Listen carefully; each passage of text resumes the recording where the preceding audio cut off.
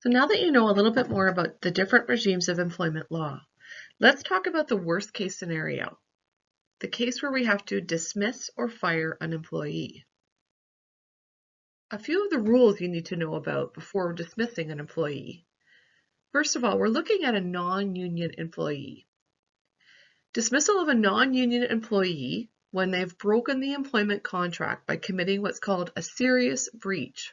For instance, dishonesty where they've stolen something from the company, if you have proof of sexual harassment, workplace bullying or violence, or gross misconduct against the company. An employee can be terminated without any notice and without any severance payment made. This is called summary dismissal. And in this case, there is no compensation owed to the employee. Dismissal of a non-union employee can happen at any time and for any reason, as long as it's not in violation of a statute, such as human rights legislation. However, the company must provide reasonable notice, and the notice must be reasonable as determined by the courts.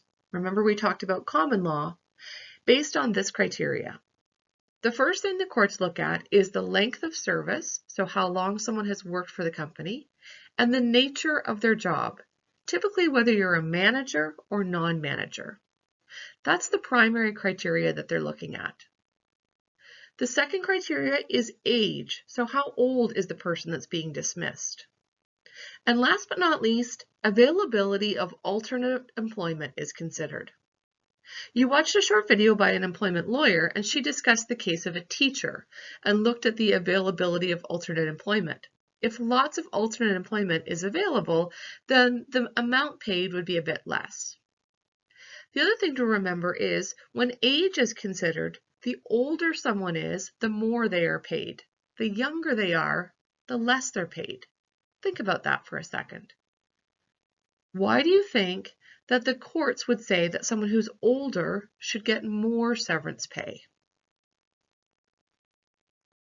Well, if you're thinking along the lines that it might be harder for them to find additional and new employment, you would be right. The courts would err on the side saying the older the person is, it may be harder for them to find new employment. So they would be paid a bit more in terms of severance. I want to make sure you're familiar with a few terms here. Constructive dismissal often gets confused with summary dismissal that we've been talking about when someone commits a breach of their employment contract. Constructive dismissal is actually quite different. This is when the employer or the company commits a breach of the contract, such as by changing the key terms of the contract.